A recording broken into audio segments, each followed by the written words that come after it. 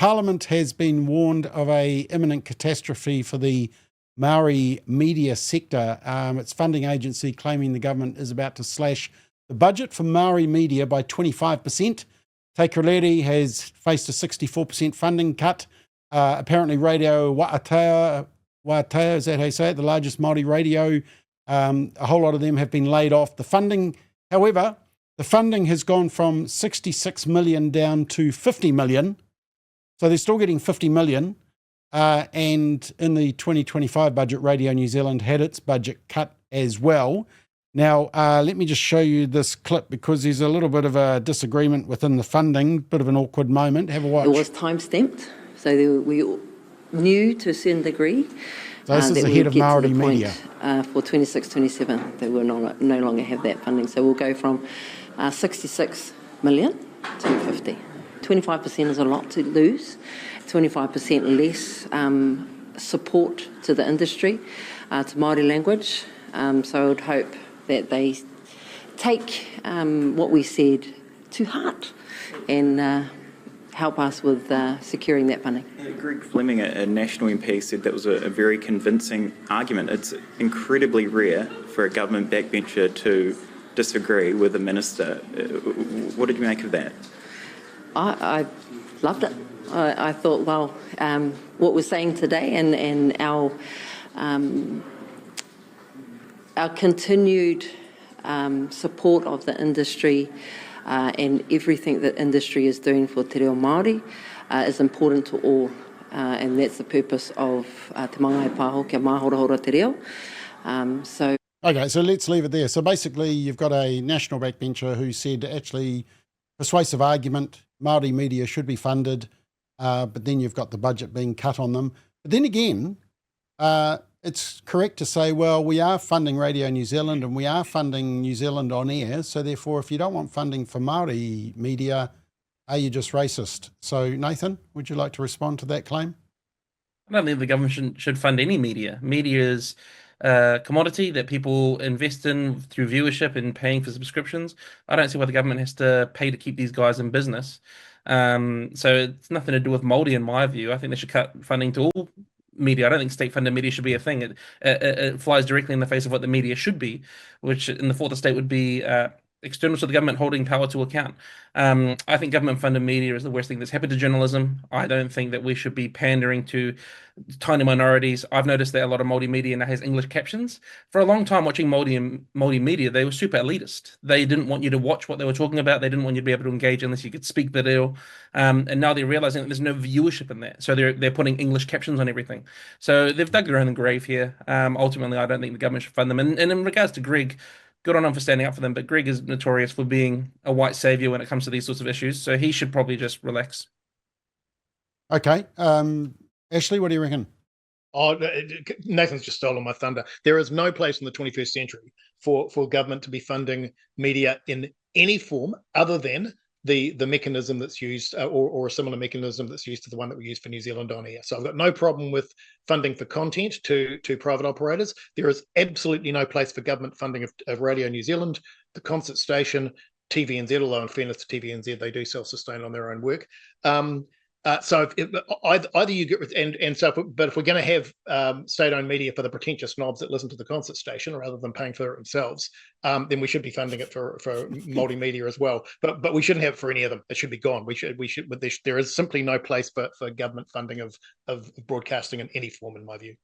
I just can't believe that we are paying for Concert FM when there's Spotify. Couldn't agree more. Couldn't agree more. It's unbelievable. But anyway, they got their new studios in the TVNZ building in Auckland, which they're not moving into for 6 months. So they're going to pay all the rent while they're still boxing everything up, apparently. Seems like shambles. Bruce, I know do you listen to Concert FM, Bruce? Well, yes, I do. Ashley. When I said pretentious snobs, Bruce. Yeah, I was just going to say, well, that puts me in the category of pretentious snob. But I understand the argument that you're making, but nevertheless, I still enjoy concert. In fact, it's the only channel or station or whatever they're called these days that my wife listens to. I enjoy it in the car. Otherwise, I'm interrupted all the time by sheer banality of the national radio. or confusing advertising on ZB. So that's it's the only peace and quiet that I can have when I'm sitting in the car listening. Have you got Spotify, Bruce? Pardon? Have you got Spotify? No. Mary has, though. Oh, well, there you go. What do you need Concert FM for? Why am I having to pay for you to listen to Concert FM as what was the label, Ashley? Pretentious knobs. As a pretentious snob, when you could be just listening to your wife's Spotify account? Well, oldies like us don't know what Spotify is. Well, that's a compliment for Mary. Yeah. Be cheaper to send people around the country to train you how to use it. Yeah. Well, I'd be quite happy with that. They come and help with my computer as well. Yeah. Okay, just give me a big shot, Gordy. I just want to show the book here. Here we are. Here's Bruce's book. Yeah, Pilgrim. So you can get that on Amazon, or you can email brucealogan@gmail.com. He said I'll get a better Christmas present this year if we sell a few more books. So there we go. There's your ad, Bruce. Rodney, I know that... A couple more points about media. Yep. Government-financed media will always collapse into propaganda. It has to. I don't see how it can avoid that. Yeah, totally. And if the Maori media require financing, then let the Maori economy that we keep hearing about it finance it, not the taxpayer. And then apart from anything else, that's likely to be more efficient. So I think that well, it's been all said. I don't add to it. I could talk about social justice theory and all that kind of stuff, but it would take too long and it would be too boring. Okay. You're all a bunch of softies. Yeah, go on, Rodney. Put us straight. Two things. One is, of course, we shouldn't be funding media at all in this day and age. Should never have done it in any age. Having said that, even if you're funding the media, you shouldn't be funding Maori media. That is disgusting. It is absolutely disgusting. Imagine if Ashley and I set up White Man's Radio.